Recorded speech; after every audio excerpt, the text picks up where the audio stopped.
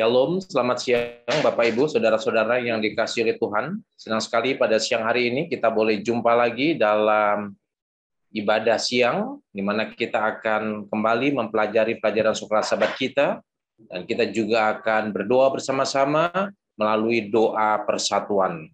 Dan siang hari ini atau hari ini yang akan menyampaikan atau membahas pelajaran Suka Sabat kita adalah hamba Tuhan Pendeta Manur Simbolon. Baik, untuk itu kita akan terlebih dahulu dengarkan lagu pujian sebagai lagu pembuka untuk ibadah kita pada siang hari ini.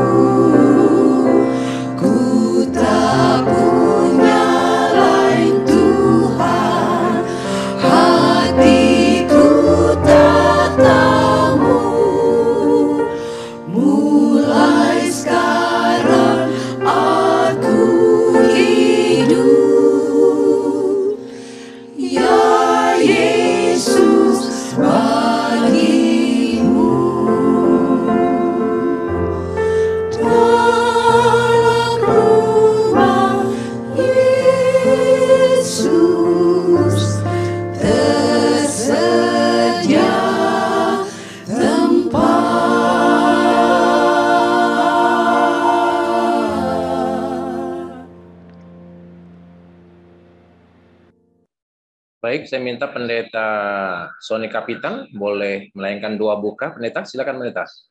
Kita berdoa. Bapa di surga, segala puji dan hormat untuk Tuhan. Kesempatan istimewa berkat ini kami meminta tuntunan Roh Kudus mengurapi masing-masing kami, bahkan khususnya melalui signal dan juga pembahasan dari materi Alkitab, pelajaran Sekolah Sabat yang akan disampaikan oleh hamba Tuhan, Bapak Pendeta Simbolon. Biarlah Tuhan Allah memberkati. Dengan pertolongan Tuhan kami memahami, mengerti maksud dari firman Tuhan, dan mengajarkan kami hidup untuk setirian Tuhan. Di dalam nama Yesus doa dipersembahkan. Amin. Amin. Baik, terima kasih Pendeta Kapitan. Bapak Ibu Saudara-saudara yang kasih Tuhan, hari ini kita sudah tiba di hari Kamis, pelajaran suka sahabat kita, yaitu tentang tanda bahwa kita adalah milik Allah. Ini tetap masih berkaitan dengan hari Sabat, dan saat ini hamba Tuhan Pendeta Manu Simbolon akan mengupas dan memberikan garis besar atau kesimpulan daripada pelajaran kita di hari Kamis ini. Namun sebelumnya kita akan lebih dahulu mendengarkan lagu tema kita, I Will Go.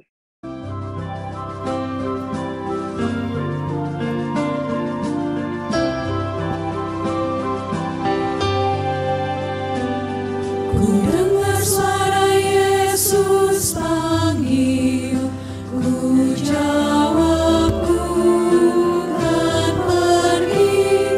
Ku lihat jiwa yang bersedih, ku jawab ku kan pergi.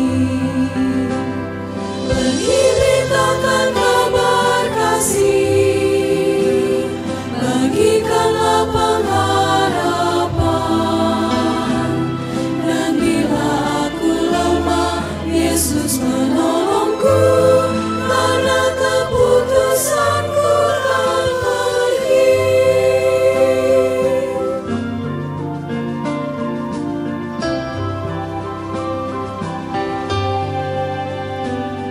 I hear the voice of Jesus calling. My answer is, I will go. I see the need of people crying. My answer is, I will go. I go to share the message of love. I go to share the blessed hope. But if I get discouraged, I call to Jesus' help, because I have decided I will go.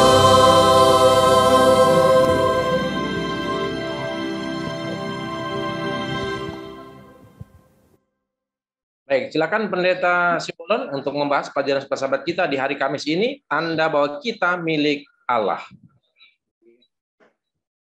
Selamat siang, saudara-saudara yang dikasihi oleh Tuhan. Kita patut berbahagia di siang hari ini.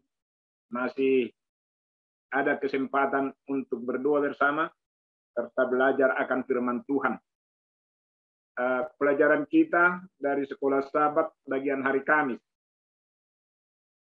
Tanda bahwa kita milik Allah. Dalam pelajaran ini memang satu tanda sangat penting. Ya. Jadi, istilahnya kalau suami pun taunya istrinya, ada tanda-tanda suaminya. Benarkah itu suami? Benarkah itu istri?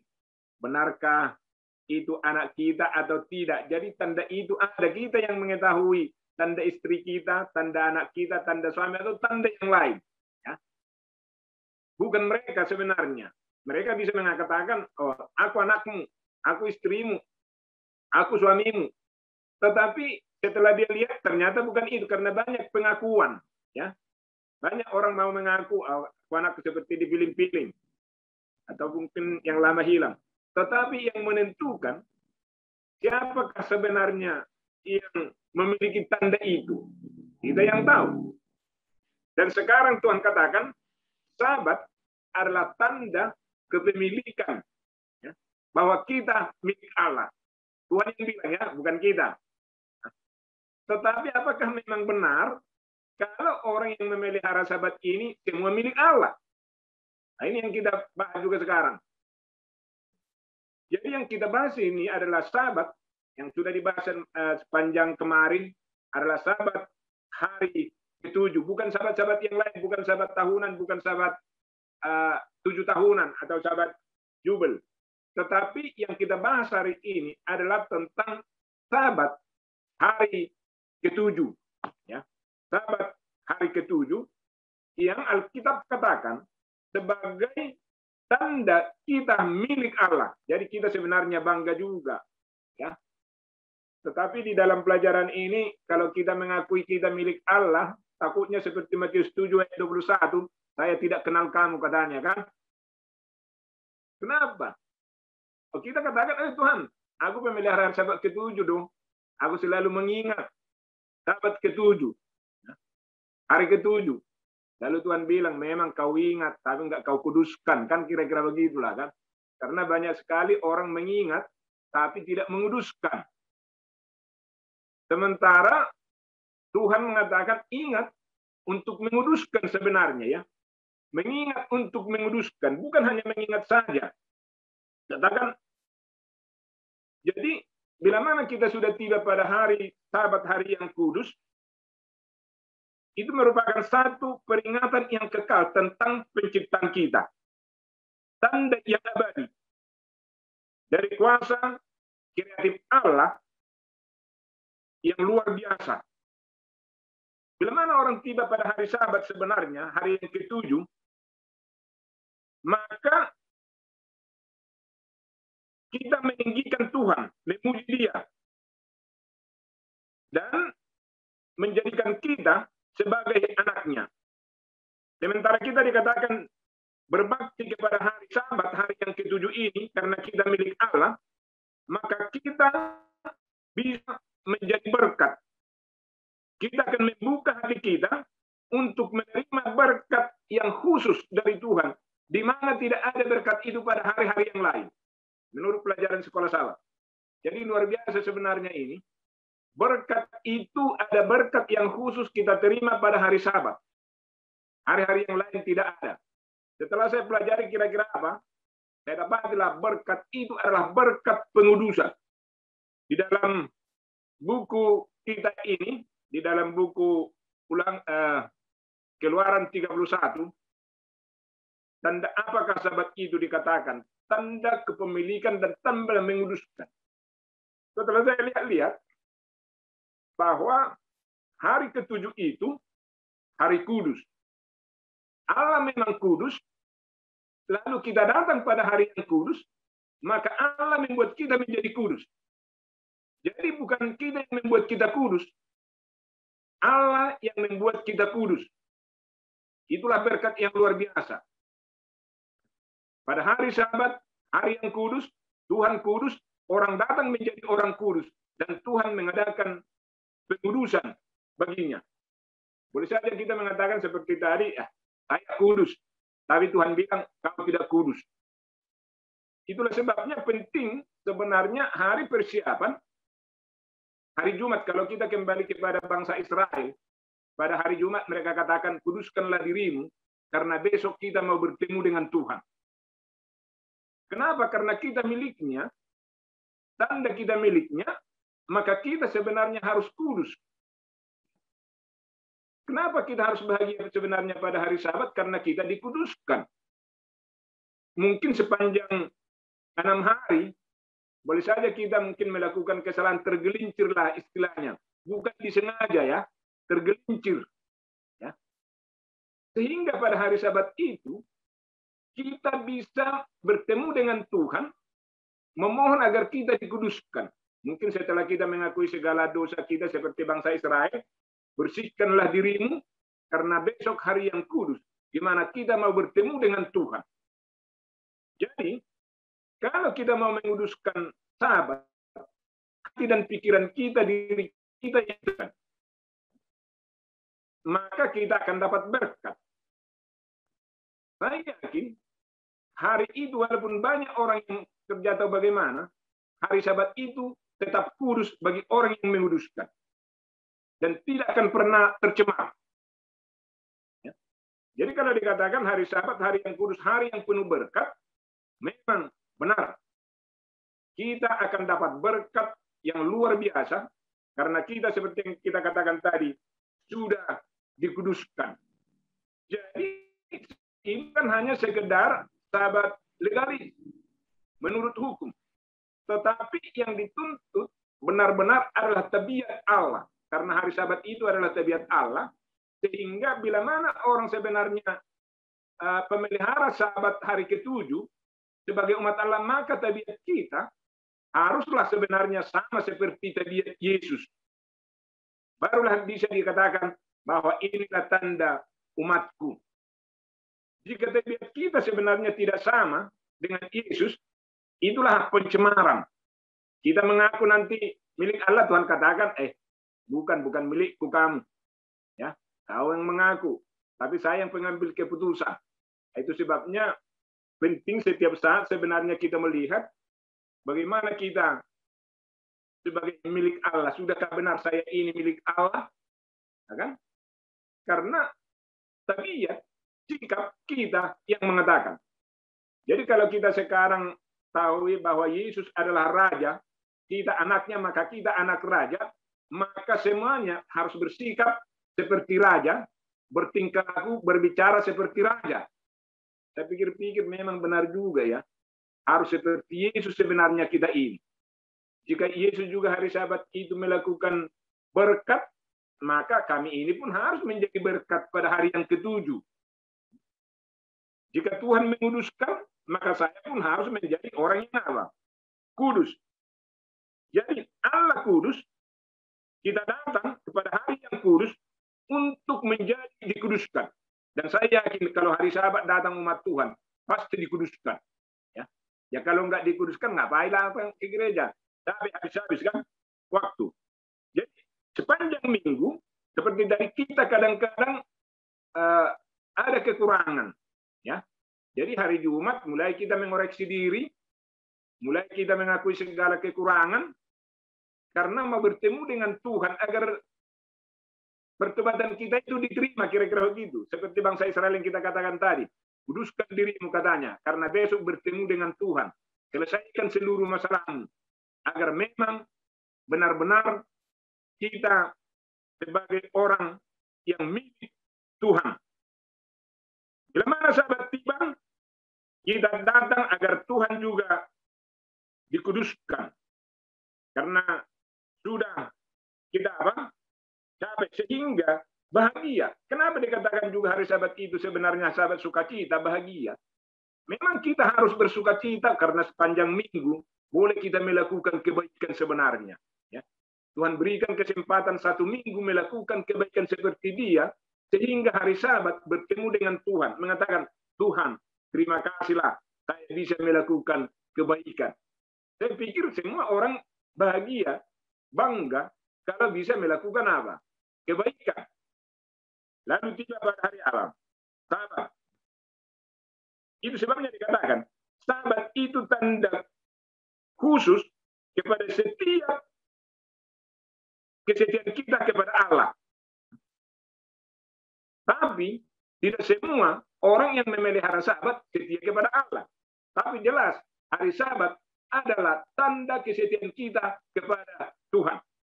Jadi orang yang setia kepada Tuhan itulah sebenarnya yang mendapat berkat, mendapat sukacita, mendapat kebahagiaan, khususnya dikuduskan.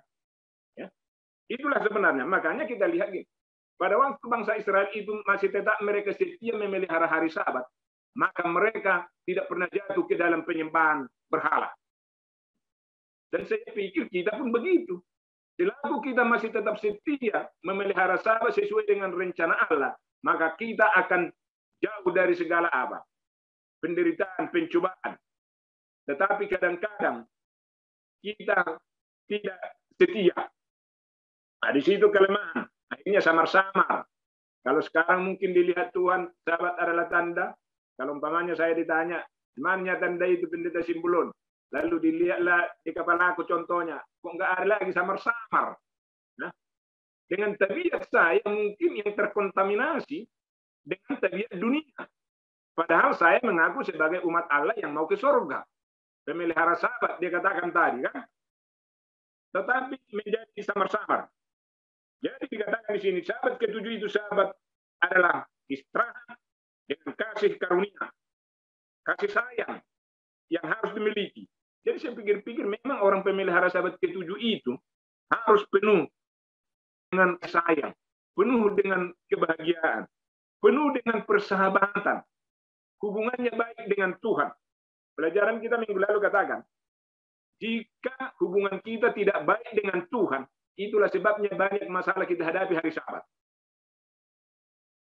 Apakah itu mungkin tidak bisa tahan emosi karena mau terlambat ke gereja, macet dengan yang lain-lain, tidak bisa sabar.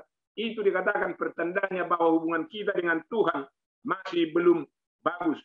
Sehingga kita membuat hubungan kita bagus. Karena hari Sabat itu, dia menciptakan kita, dia juga yang menebus kita, tanda kepemilikannya, tanda penebusannya, dan dia datang kembali untuk membawa umatnya. Nah, luar biasa kita yang pemelihara Sabat ke-7 ini kalau sudah setia. Kita diciptakan, kita juga setelah diciptakan ditebus, dan datang ke surga. Dikatakan di sana, kalau Allah sanggup sebenarnya membuat tumbuh-tumbuhan yang berbuah baik, maka Allah juga sanggup membuat saya untuk menghasilkan buah-buah roh. Kalau Allah sebenarnya menghembuskan napas kehidupannya kepada Adam dan Hawa, maka kuasa Roh Kudus pun bisa menghembuskan napas kehidupan baru kepada kita, pemelihara hari ke-7.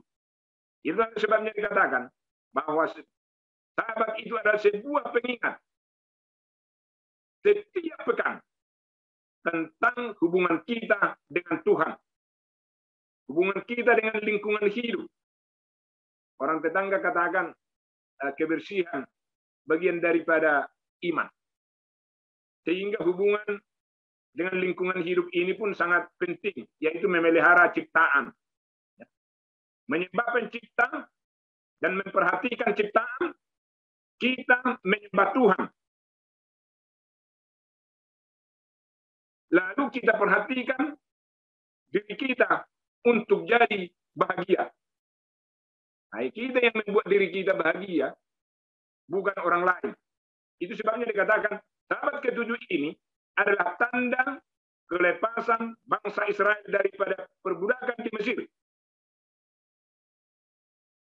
Maka itu pun menjadi tanda bagi kita di mana Tuhan melepaskan kita dari perbudakan dosa sepanjang minggu. Sehingga setiap Sabat kita ingat bahwa kita sedang dibebaskan dari perbudakan-perbudakan dosa agar kita menjadi orang kudus. Menjadi orang kudus. Jadi Allah menguduskan kita. Keluaran 31 ayat 13. Bukan kita yang membuat kita kudus. Tapi kita harus datang kepada Tuhan agar kita dikuduskan. Sabat ke-7, Sabat hari ke-7 ini merupakan satu simbol penciptaan dan ciptaan Allah yang baru. Jadi hari Sabat itu juga bukan hanya hari ibadah, tetapi hari untuk memberkati orang lain. Nah, jadi kalau saya itu sebenarnya milik Allah, maka saya sudah harus menjadi berkat bagi orang lain. Ya. Bukan hanya hari Sabat, tapi mungkin lebih banyak lah. Ya. Kalau hari biasa mungkin boleh berkat sedikit, karena kita harus bekerja melakukan kegiatan kita. Tetapi kalau hari Sabat, pekerjaan dunia tidak ada, maka akan lebih banyaklah membuat jadi berkat.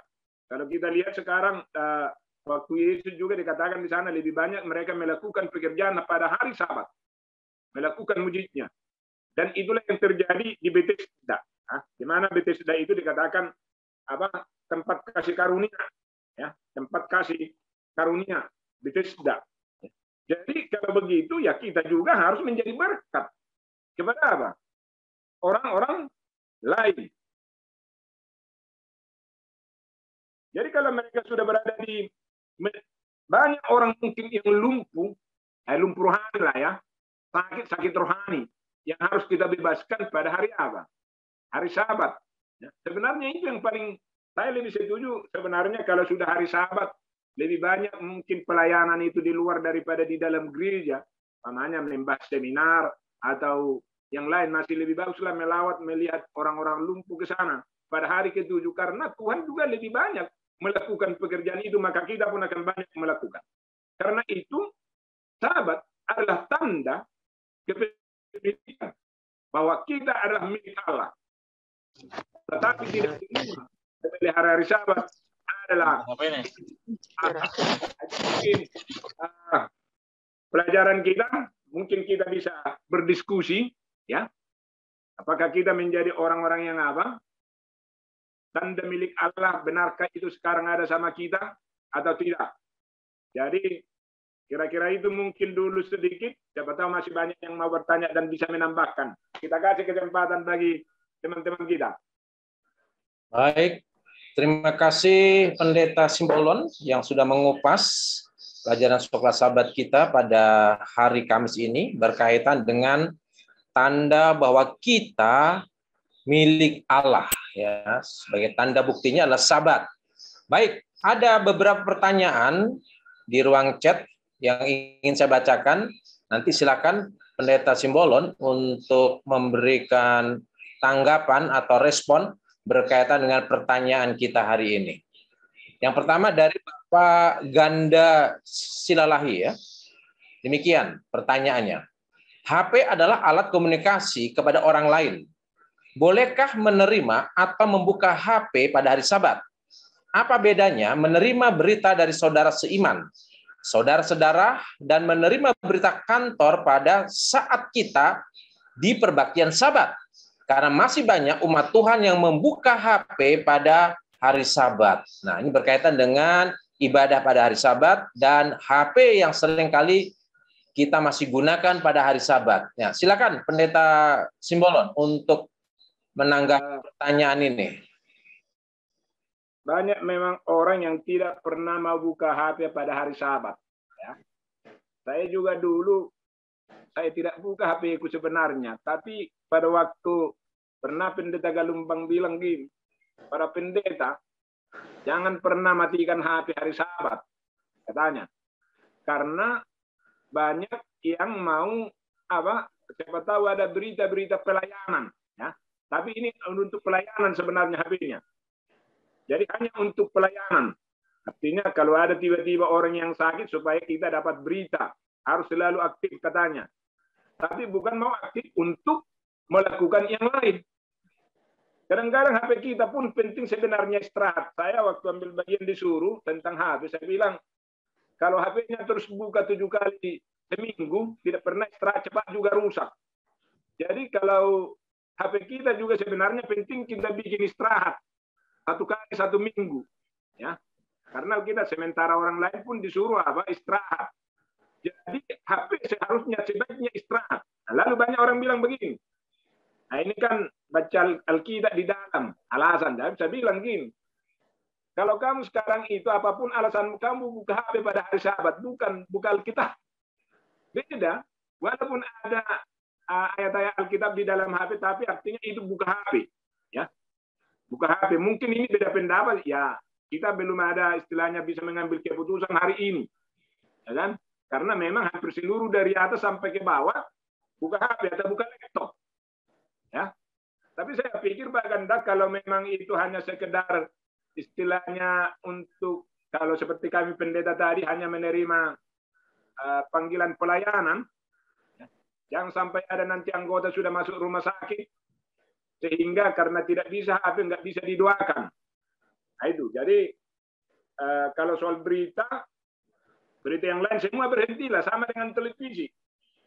Kalau menurut saya, ya, karena kadang-kadang kan berita-berita di televisi juga yang dibuat jadi khotbah. Adanya orang bilang bagaimana? Karena itu saya pikir baiklah kita bertanya kepada Tuhan. Kata hati kita, kalau kata hati kita mungkin katakan salahnya main HP hari Sabat itu dengan alasan, ya silakan. Jadi untuk ini saya pikir kata hati kita lah yang ditanya. Karena saya yakin di kata hati kita itu ada bisa mengatakan salah atau tidak. Ya. Dan saya yakin tidak harus itu yang menjadi menguduskan hari apa? Hari Sabat menurut pelajaran kita ini. Kalau ingat tidak harus main HP. Tapi saya tidak berani langsung mengatakan salah karena saya juga secara banyak, ya, apa motif orang juga nanti di dalam itu, ya kan? Bahan khotbahnya katanya dari situ kadang-kadang. Nanti saya bilang salah, lalu bagaimana dengan orang yang pakai laptop? Kalau dia pakai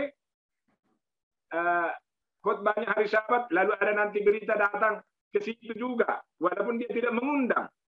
Nah, kalau saya nanti katakan salah, ya penentu salah itu biar Tuhan. Tapi sekali lagi, biarlah kata hati kita yang menanya salah.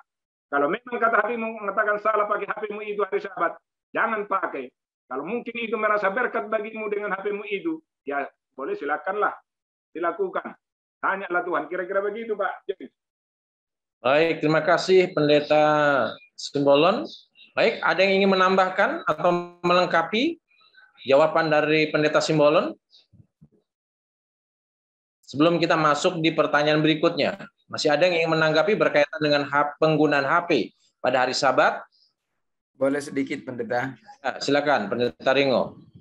Jadi di sini ada namanya ruang. Jadi ruang ini menjadi ruang kontroversial.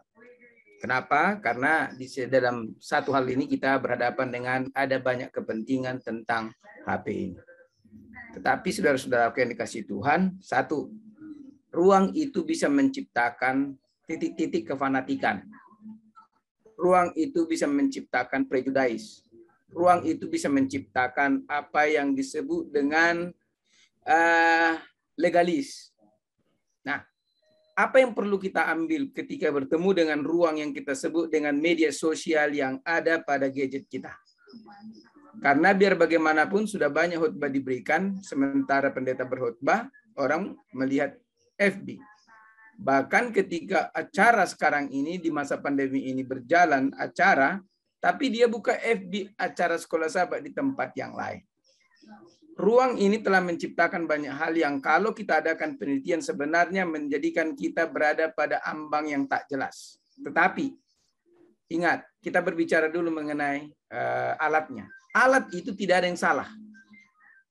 Alat itu diciptakan untuk kebaikan bagi manusia, walau ada seorang komjen pernah mengatakan bahwa HP ini menjadi alat pendeteksi di mana kita berada. Dan ada kebenarannya. Dan alat ini diciptakan untuk merusak tatanan sosial. Oleh sang komjen itu, saya lupa, yang diwawancarai oleh mantan Menteri Kesehatan. Nah, apa yang mau kita ambil adalah begini. Yang pertama, jangan kita berdosa dengan melihat orang memakai alat itu di gereja. Karena kita tidak tahu apa yang dilakukannya, baik atau tidak.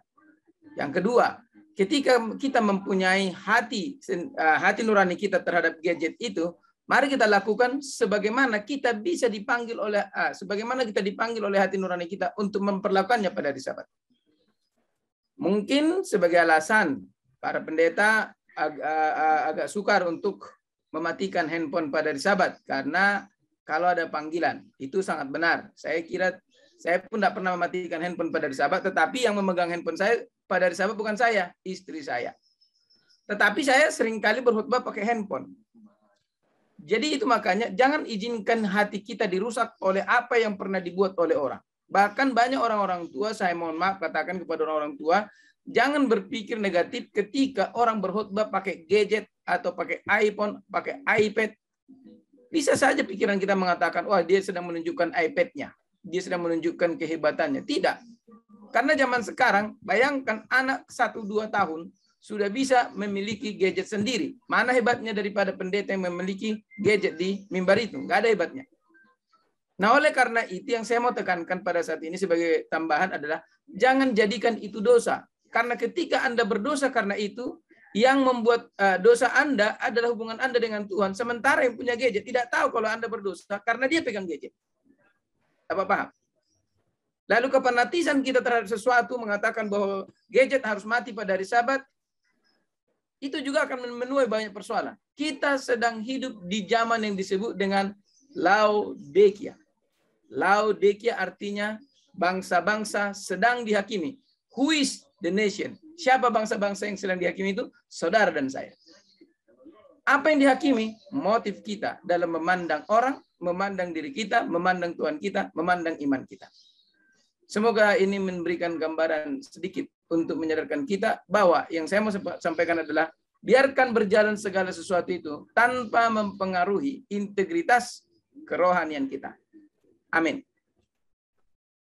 Baik, terima kasih Pendeta Ringo yang sudah melengkapi jawaban dari Pendeta Simbolon tadi. Baik, di ruang Facebook ada pertanyaan dari Ibu Meliawati.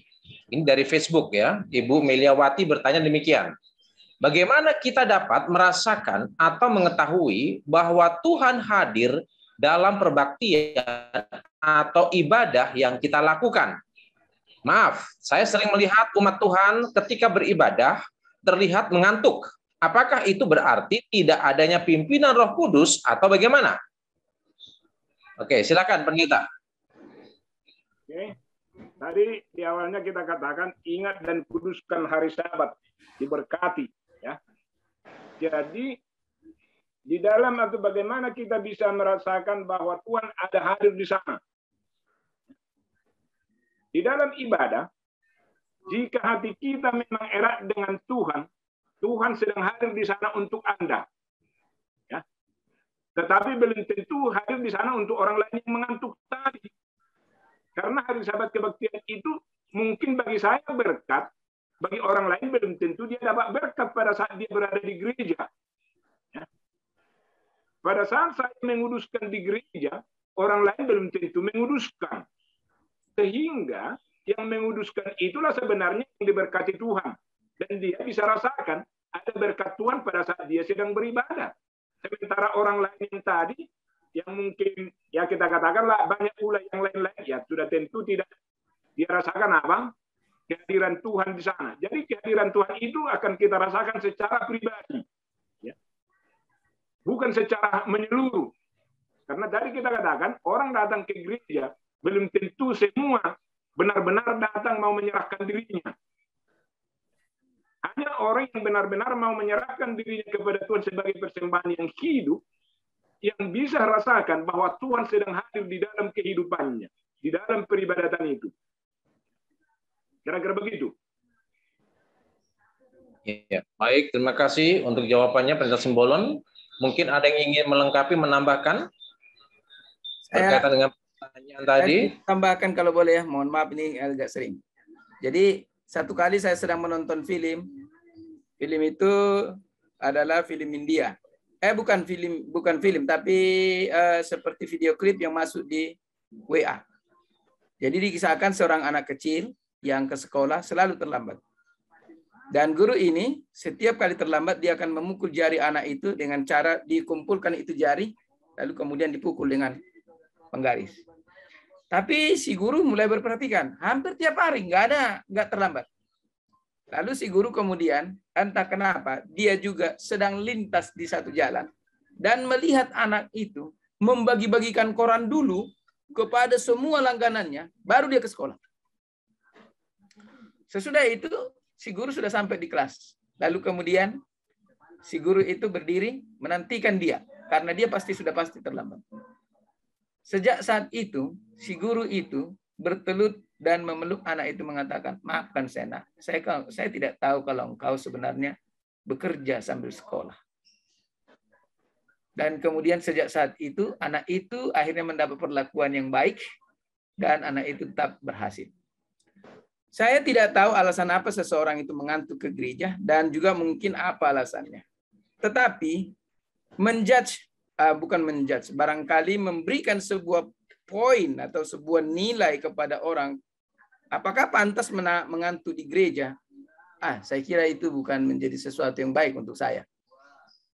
Karena ada alasan mengapa mengantuk. Boleh jadi ada satu hal, saya kalau tidak khotbah saya ngantuk, saudara. Dan istri saya selalu ada di samping saya mengingatkan saya, kau udah ngantuk. Tapi kalau saya khotbah, mau berjam-jam, nggak ngantuk saya. Nah, satu lagi ada namanya dalam tubuh kita performa yang agak kurang baik, di mana darah itu tidak mensuplai oksigen dengan baik ke otak pada waktu duduk. Itu mungkin gangguan yang sering terjadi dan akhirnya ngantuk. Dan lebih hebatnya ngantuk itu sering sekali. Nah, apa yang saya mau sampaikan lewat pertemuan ini adalah kita tidak tahu apa yang terjadi. Iman seseorang datang ke gereja adalah iman yang sederhana. Dan iman itu adalah iman yang tulus. Hanya surga yang dapat menilai orang itu. Dari ke sudut pandang motif. Dari sudut pandang kemurnian hati nuraninya untuk datang kepada Tuhan. walau sesampai di gereja, dia selalu mengantuk. Dalam kesetiaan dia tetap setia, dalam hal apa yang bisa dilakukan dia tetap melakukan, tapi dalam segala hal dia kelihatan mengantuk. Atau mungkin bukan mengantuk, atau mungkin yang lain, atau mungkin hal-hal yang barangkali kita tidak dapat jelaskan di sini. Tetapi saudaraku yang dikasihi Tuhan, saya mau katakan kepadamu dan kepada saya juga bahwa ingatlah bahwa kita datang ke gereja untuk menjadi berkat bagi orang lain dan untuk menjadi sahabat bagi orang lain dan untuk membangun hubungan bersama dalam mempersiapkan diri to see what the people do in this church in Sabbath day. Jadi bukan itu. Ya, dan saya selalu berpikir walaupun anggota jemaat saya mengantuk pada saat khutbah, mungkin saya digunakan sedikit jok, kemudian dia akhirnya setelah orang lain tertawa dia kebangun, tidak apa-apa. Ada pendeta yang nggak bisa bikin jok, mau bikin apa? Dan kita tetap hargai. Kenapa? Karena kita tidak tahu bagaimana surga menilai orang itu. Nah, saudaraku yang dikasih Tuhan, kita sedang dinilai oleh surga. Dan penilaian yang kita pakai dijadikan standar penilaian kepada orang lain. Penghakiman yang kita pakai dijadikan untuk penghakiman kepada diri kita juga. Inilah masukan saya. Terima kasih, Tuhan berkati. Baik, terima kasih Pendeta Ringo yang sudah memberikan tambahan pertanyaan tadi. Mungkin ada yang ingin bertanya lagi, Bapak Ibu? Silakan. Baik, satu lagi pertanyaan Pendeta. Ya. Dalam pelajaran sahabat kita dikatakan bahwa Sabat adalah tanda bahwa kita adalah milik Allah. Nah, yang menjadi pertanyaan adalah, apakah semua pemelihara Sabat itu adalah milik Allah? Karena bukan hanya orang Advent yang memelihara hari Sabat. Ada banyak juga denominasi lain yang juga memelihara hari Sabat. Seperti orang-orang Yahudi, mereka juga memelihara hari Sabat. Ada juga baptis hari ke-7. Mereka juga memelihara hari Sabat. Ada banyak juga yang memelihara hari Sabat. Nah, apakah mereka itu juga sebagai milik Allah? Karena mereka juga memelihara hari Sabat. Bagaimana Pendeta? Silakan. Pendeta Simbolon. Tadi kita katakan di sana, memang Tuhan katakan Sabat adalah tanda akulah Tuhanmu, engkau adalah umatku. Ya. Dan Sabat adalah tanda pelihara Sabat itu supaya orang mengetahui bahwa akulah Tuhan Allahmu yang menguduskan kamu. Jadi memang setiap orang pemelihara hari Sabat yang sungguh-sungguh itulah tanda umat Allah. Tetapi tadi saya katakan tidak semua orang yang memelihara hari Sabat menjadi apa? Milik Allah. Karena banyak orang yang memelihara hari Sabat tetapi tidak bersikap dan bertingkah laku seperti Allah atau seperti Yesus. Ya, kehidupannya bukan menjadi berkat. Ya. Tadi Alkitab bilang kalau Yesus memelihara Sabat menjadi berkat, maka saya pun sebagai milik Allah harus menjadi berkat. Ya. Jadi memang jelas, Sabat adalah tanda saya umat Allah kalau tabiat saya sama seperti Yesus. Dan saya dikuduskan sama seperti Yesus. Itulah. Tetapi kalau saya itu hanya mengaku mengingat Sabat, tapi tidak pernah menguduskan, tidak mengakui segala kekurangan, bahkan lebih banyak juga tidak ada bedanya di hari Sabat dengan hari Minggu, hari Senin, Selasa, Rabu melakukan kejahatan, apakah memang itu? Boleh dia mengaku, saya umat Allah. Nah, itu yang kita bilang tadi, tetapi Tuhan mengatakan, saya tidak mengenal kamu. Kamu bukan apa? Umatku. Mungkin kita mengaku karena kita pemelihara Sabat, oh saya umat Allah. Ini tandanya aku memelihara Sabat. Tapi nanti Tuhan bilang, saya tidak kenal kamu loh. Katanya kan, aku pemelihara Sabat. Ya memang kau pemelihara Sabat. Tapi sikapmu tetap juga enggak meninggikan namaku. Bahkan kamu bikin menjadi masalah terus. Katanya. Jadi menurut saya tidak semua memang pemelihara hari Sabat umat Allah, tapi Sabat adalah tanda kepemilikan Allah bagi orang-orang yang setia. Kira-kira begitu Pak James. Mungkin kalau ada teman yang lain yang bisa menambahkan. Pendeta. Makasih Pendeta. Iya. Pak Ritna mau tambah atau mau bertanya? Ya, mau usul begini. Bagaimana kalau kita punya komitmen hari Sabat HP dimatikan atau di flight mode gitu. Jadi nggak ada berita masuk atau keluar. Kalau buka Sabat baru buka lagi begitu. Jadi kita tidak tergoda oleh ya yang masuk atau gambar yang masuk. Itu Pendeta itu barangkali diusulkan. Ya, oke. Baik, terima kasih Bapak Ibu, saudara-saudara yang dikasihi Tuhan. Waktu kita sangat terbatas. Saya yakin dan percaya kita sudah dapat memahami pelajaran sekolah sahabat kita, khususnya pada hari Kamis ini. Untuk itu, saya minta Pendeta Simbolon untuk memberikan closing statement untuk mengakhiri diskusi kita pada siang hari ini. Silakan Pendeta Simbolon memberikan closing statement. Karena hari Sabat ini sangat penting tanda kepemilikan bahwa kita milik Allah. Dan itu merupakan satu tabiat Allah sebenarnya. Sehingga karena Allah itu Raja, Allah kita adalah anaknya, tanda kepemilikannya, seharusnya tidak jauh kita berbeda dengan dia. Sikap dan tingkah laku kita sepanjang hari Sabat itu, bahkan setiap hari harus sama seperti Yesus. Barulah kita nanti bisa mengatakan bahwa, dan Tuhan mengatakan, engkau adalah milikku. Aku sudah menguduskan kamu. Jadi dalam pelajaran ini satu berkat yang kita bisa terima pada hari Sabat dan tidak ada di hari-hari yang lain tadi dikatakan. Salah satunya adalah berkat pengudusan. Jadi kalau kita sudah datang ke gereja pada hari Sabat yang kudus, bertemu dengan Tuhan yang kudus, maka kita akan dijadikan kudus. Karena itu mari kita buat diri kita lebih baik agar Tuhan mencap kita menjadi anaknya, miliknya, dan yang sudah dikuduskan. Karena saya yakin semua kita ingin dikuduskan. Hanya orang-orang kudus yang diizinkan untuk masuk ke dalam kerajaan surga. Ya. Dan mari kita serahkan diri kita kepada Tuhan melalui pemeliharaan hari Sabat dengan sungguh-sungguh agar Tuhan berkenan menguduskan kita untuk bisa mewarisi kerajaan surga. Terima kasih. Baik, terima kasih Pendeta Simbolon yang sudah memberikan closing statement untuk mengakhiri diskusi sahabat kita pada siang hari ini.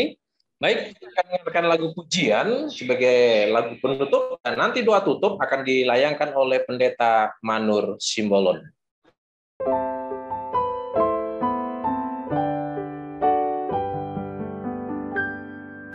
Nama Tuhan yang tak terduga lebih besar dari dosaku. Itu telah nyata di Golgota, darahnya tercurah bagi aku. Nama Tuhan yang memberi pengampunan dosa. Nama Tuhan lebih besar dari dosaku. Sin and despair like the sea waves grow, filling the soul with infinite loss. Grace that is greater, yes, grace untold. Point to the refuge, the mighty cross. Grace, grace, God's grace, grace that will pardon and cleanse within. Grace, grace, God's grace, grace that is greater than all our sin. Rahmat ajaib tiada bandingnya diberikan pada yang percaya.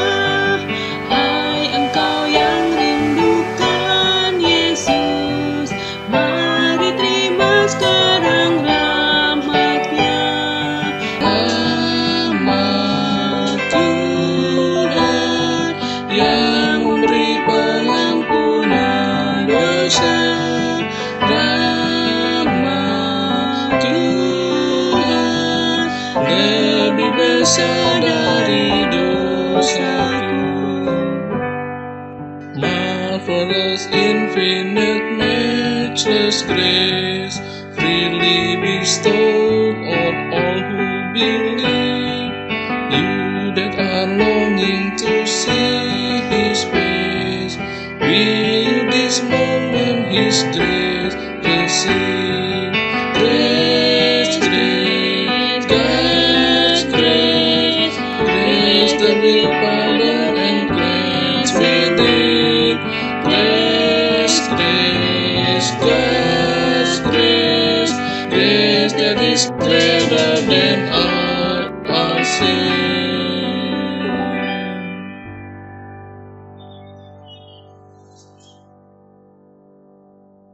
Kita bersatu dalam doa.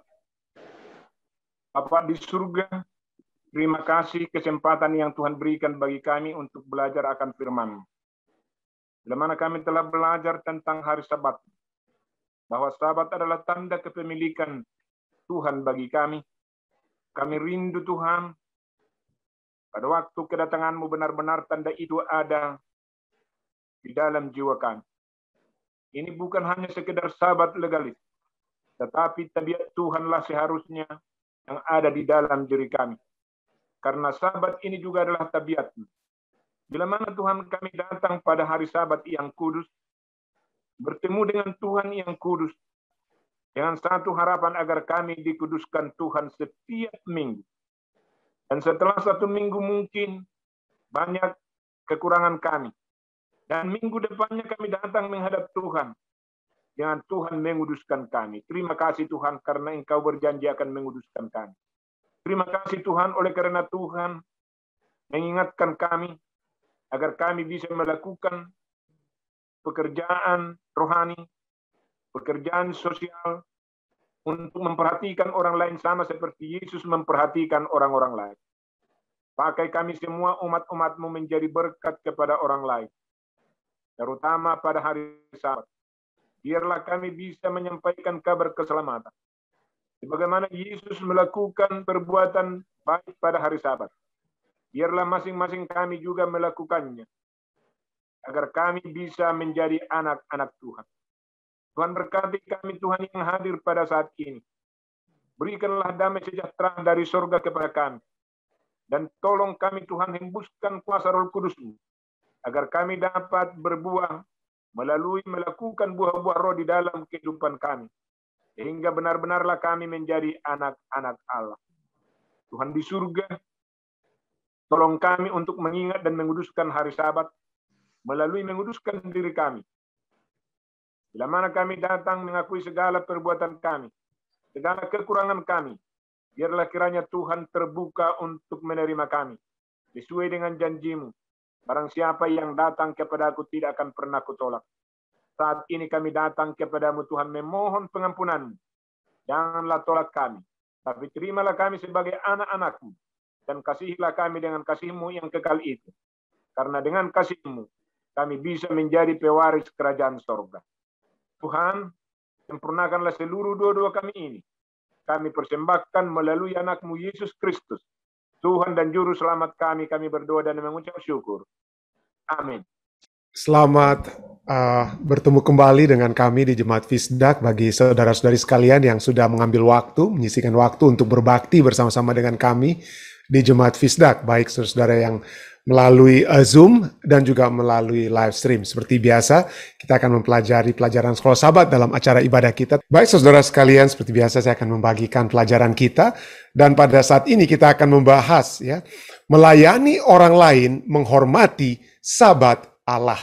Jadi ada apa ya, unsur sosial di dalam apa? Hubungan sosial dengan orang lain ya. Jadi bagaimana kita dapat melayani orang lain? Ya, kita memperhatikan kebutuhan orang lain, dan itu pada saat kita lakukan, kita menghormati Sabat Allah. Mari kita langsung saja kepada pelajaran kita pada saat ini. Di dunia Perjanjian Baru, para pemimpin agama mempunyai pemeliharaan hari Sabat sampai bagaikan seni rupa. Ya, ada lusinan larangan atau peraturan yang dibuat. Saya pikir ini seperti pelajaran kita apa ya? Ya, oke. Ya, Ini yang ya sorry. Kita pernah mempelajari pelajaran ini, maksudnya ayatnya. Jadi saya pikir ini satu hal yang kita sudah pernah pelajari, tetapi tidak. Ini adalah pelajaran kita. Saya mohon maaf. Mari kita baca ulang. Di dunia perjanjian baru, para pemimpin agama mempunyai pemeliharaan hari Sabat sampai bagaikan seni rupa. Ada lusinan larangan dan peraturan yang dibuat untuk membantu menguduskan hari Sabat. Waktu lalu kita sudah pernah membahas tentang 39 Melakos Table ya. Saya sudah pernah bahas waktu lalu itu ya. Itulah sebabnya itu kita sudah bisa melihat bagaimana ini sudah dilakukan oleh para pemimpin agama di perjanjian baru. Itu atau ini termasuk larangan untuk mengikat atau melepaskan ikatan apapun. Memisahkan dua utas tali, memadamkan api, mengangkut barang antara wilayah pribadi dan wilayah publik, atau mengangkut sesuatu lebih dari jarak tertentu dalam wilayah apa? Wilayah publik ya, wilayah publik. Nah, apa tuduhan yang diajukan terhadap Yesus dalam Yohanes 5 ayat 17 sampai dengan yang ke-16. Yohanes 5 ayat 17 sampai 16 dikatakan, jawab orang sakit itu kepadanya, Tuhan, tidak ada orang yang menurunkan aku ke dalam kolam itu apabila airnya mulai goncang, dan sementara aku menuju kolam itu orang lain sudah turun mendahului aku. Lalu kata Yesus kepadanya, bangunlah, angkatlah tilammu dan berjalanlah.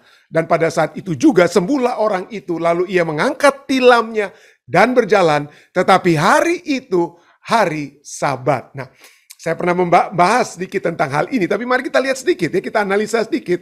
Apa yang dituliskan dalam Yohanes 5 ayat 7 sampai dengan yang 16. Yesus katakan apa? Dapat saja Yesus katakan apa? Bangun dan apa? Berjalan. Itu saja cukup ya.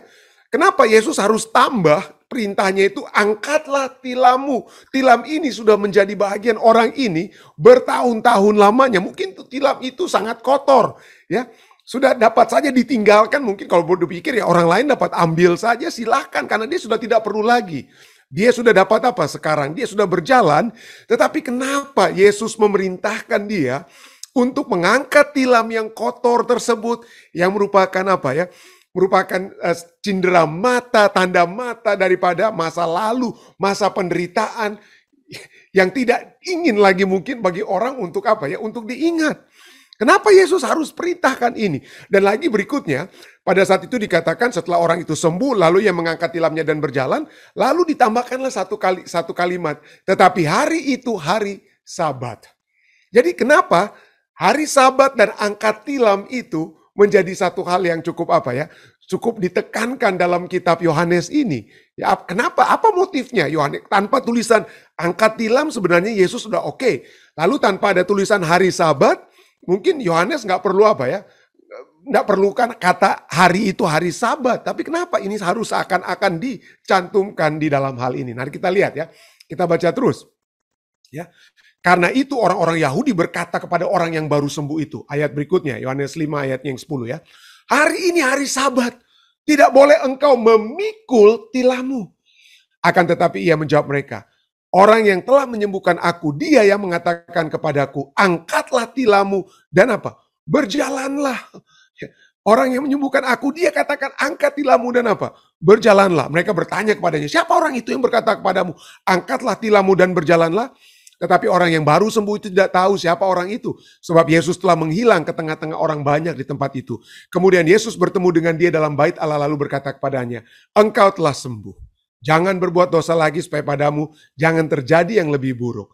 Orang itu keluar lalu menceritakan kepada orang-orang Yahudi bahwa Yesuslah yang telah menyembuhkan dia. Dan karena itu orang-orang Yahudi berusaha menganiaya Yesus karena ia melakukan hal-hal itu pada hari Sabat. Kita sudah lihat ada beberapa hal dari Melakos Table yang dilarang.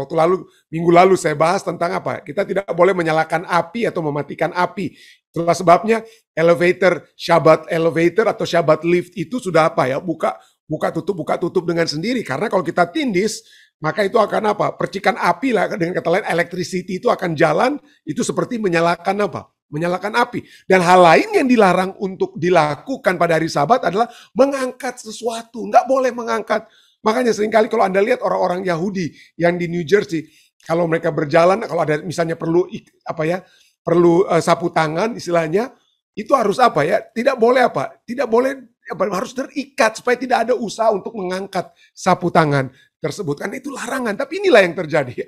Inilah yang terjadi. Pelajaran sekolah sahabat kita kemudian katakan, benar-benar mengabaikan mujizat luar biasa yang Yesus telah lakukan dan kebebasan dari penyakit yang Yesus telah berikan kepada orang ini. Para pemimpin lebih daripada apa? Bersyukur, memuji besarkan nama Tuhan atas orang yang sudah sembuh. Tapi para pemimpin itu terobsesi bahwa orang yang disembuhkan itu membawa ranjangnya, membawa tilamnya di depan umum pada hari Sabat.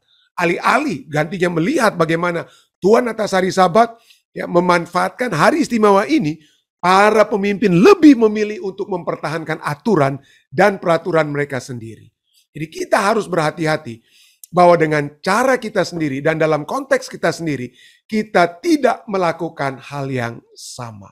Jadi bagaimana kira-kira agenda Allah untuk memelihara hari Sabat? Bagaimana Yesaya 58 ayat 2-3 menguraikan agenda Allah untuk memelihara Sabat? Dikatakan apa? Memang setiap hari mereka mencari aku dan suka untuk mengenal segala jalanku. Ya, jadi inilah bagaimana kita mengenal dan suka mengenal jalan Tuhan. Seperti bangsa yang telah melakukan yang benar dan yang tidak meninggalkan hukum Allahnya. Mereka menanyakan aku tentang hukum-hukum yang benar. Mereka suka mendekat menghadap Allah. Jadi inilah kira-kira ya agenda memelihara Sabat supaya kita dapat apa? Dekat kepada apa? Dekat kepada Allah. Ya, mengapa kami merendahkan diri dan engkau tidak mengindahkan juga? Sesungguhnya pada hari puasamu engkau masih tetap mengurus urusanmu dan kamu mendesak-desak semua buruhmu. Masalahnya yang terjadi, yang ditegur dalam kitab Yesaya 58, kenapa Tuhan tidak mendengarkan mereka walaupun mereka melakukan tugas-tugas keagamaan mereka. Ya, mereka merendahkan diri tapi Tuhan sepertinya tidak dengar. Salah satu hal yang Tuhan tegur mereka ya.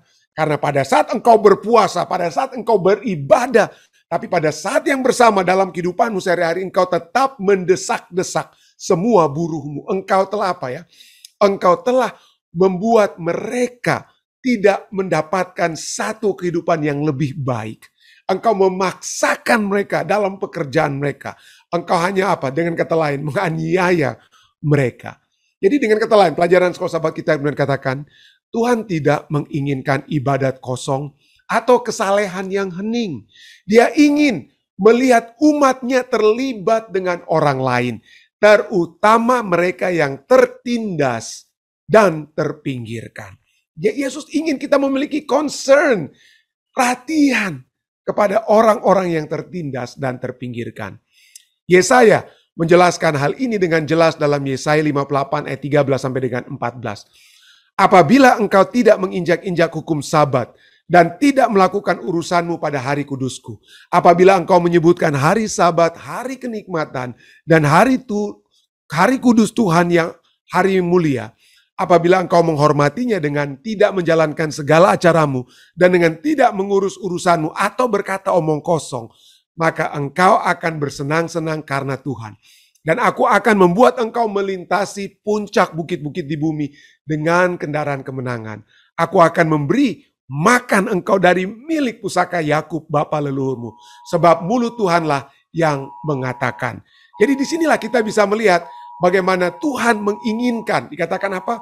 Menjadikan hari Sabat itu sebagai hari apa? Hari kenikmatan, hari kudus Tuhan, hari yang mulia. Dengan tidak menjalankan apa? Acaramu, kita sudah bahas waktu yang lalu. Bagaimana kata acara itu menunjuk pada apa? Urusan-urusan bisnis kita. Kita memiliki satu hari di mana kita dapat menghadap siapa? Kita dapat menghadap Tuhan. Ya, pelajaran sekolah sahabat kita kemudian katakan, mengejar urusan kita atau kepentingan kita sendiri, sebagaimana diterjemahkan oleh New Revised Standard Version di sini, itu setara dengan menginjak-injak hari Sabat. Agenda manusia itu bukan bagian dari cita-cita Sabat Allah. Sebaliknya, kita diundang untuk memperhatikan orang-orang yang struggle, orang-orang yang berjuang, orang-orang yang bergumul dengan kata lain, yang merupakan tawanan, orang-orang yang lapar dan telanjang, dan berjalan dalam kegelapan, dan mereka yang namanya terlihat tidak ada yang ingat. Jadi nama mereka itu ada, tapi nggak ada orang perhatikan. Kenapa orang nggak mau perhatikan orang-orang ini? Karena mereka orang miskin, karena mereka orang tidak berpengaruh, ya tidak punya suara. di dalam masyarakat, tidak seperti orang-orang kaya atau orang-orang yang terkenal atau orang-orang yang memiliki jabatan, tapi orang-orang biasa. Ya, kita dikatakan harus memperhatikan mereka. Lebih pelajaran kita kemudian katakan, lebih dari hari-hari lainnya dalam sepekan. Sabat harus membawa kita keluar dari diri kita sendiri dan keegoisan kita, dan membuat kita berpikir lebih banyak tentang orang lain dan kebutuhan orang lain daripada hanya tentang diri kita sendiri dan kebutuhan kita. Kita adalah manusia, makhluk apa dikatakan? Sering kita mendengar istilah, kita adalah makhluk sosial. Ya, kita memiliki interaksi, ya, interaksi dengan orang-orang lain. Ya, dan Alkitab mengajak kita untuk saling memperhatikan. Kalau ada saat-saat di mana mereka harus membawa beban yang berat, saya pernah membahas hal tersebut, ya, membawa batu beban yang berat karena ada kedukaan, ada yang sakit, salinglah kita membantu. Kalau ada orang-orang yang membutuhkan pekerjaan yang belum dapat pekerjaan, mari kita bantu di dalam gereja. Ya, mari kita bantu, mari kita lihat apa kebutuhan sesama anggota jemaat. Kalau mereka membutuhkan misalnya tempat tinggal karena mereka baru datang dari Indonesia atau baru datang dari kampung dan lain sebagainya. Mari kita usahakan sesuatu yang dapat membebaskan mereka untuk sementara. Dari apa? Dari hal-hal yang dapat dibebaskan sampai mereka dapat berdiri sendiri. Sampai mereka dapat berdiri sendiri dan menanggung beban mereka masing-masing atau beban kita masing-masing. Jadi dengan kata lain, kita adalah makhluk sosial yang dapat apa? Saling membantu, dapat bersosialisasi, bukan hanya bersahabat dalam arti bersosialisasi, tapi juga membantu satu dengan yang lain. Nah, mungkin di Indonesia tidak ada masalah mendengar kata sosial tersebut, ya. Kita akan coba bahas pada saat ini tentang sosial, kata sosial tersebut. Kenapa di Indonesia tidak ada masalah? Karena kalau kita mengikuti Pancasila, ya, ini lima anggaran dasar dengan kata, atau 5 dasar kepercayaan, ya, bangsa Indonesia. Maka yang terakhir kita lihat ada kata sosialnya, selain ketuhanan yang Maha Esa, kemanusiaan yang adil dan beradab, persatuan Indonesia, kerakyatan dipimpin oleh hikmat bijaksanaan dalam permusyawaratan perwakilan. Dan yang kelima ini kita sudah hafal, ya, keadilan sosial bagi seluruh rakyat Indonesia. Nah, ini mungkin ada di Indonesia. Kalau Anda bahas ini, Anda bawa ini, kalimat yang keempat ini di Amerika Serikat, wah rame, saudara, ya. Keadilan sosial bagi seluruh rakyat Amerika, wah nggak bisa itu. Ya, kenapa? Karena faham kita bukan sosialisme. Faham di Amerika itu adalah apa? Kapitalisme. Masing-masing itu apa? Ambil kapital mereka itu sendiri, ya, kapitalisme itu menyatakan bahwa mereka lah yang berhak untuk apa? Membentuk atau mengambil sendiri kapital mereka, ya. Itu bukan untuk apa, ya? Bukan ada yang harus dibagikan bagi seluruh rakyat. Wah, itu alergi, apalagi pada saat ini situasi politik di Amerika ada orang-orang, ya, calon-calon presiden yang dianggap apa? Wah, sosialis mereka. Dan kalau disebut sebagai sosialis itu kata itu sangat apa, ya, memiliki konotasi yang cukup negatif. Ada seorang pemimpin Southern Baptist, ya, Dr. Russell Moore, dia presiden dari apa? Think tanknya Southern Baptist. Ini sangat terkenal. Kalau Anda Google orang ini, Anda bisa apa? Dapati begitu banyak artikel, buku yang dia tulis dan lain sebagainya. Dia adalah tadinya presiden dari Southern Baptist Ethics and Religious Liberty Commission. Pemikir utama di gereja Baptis, Dr. Russell Moore. Dan apa dia katakan? I hate socialism. Saya membenci sosialisme.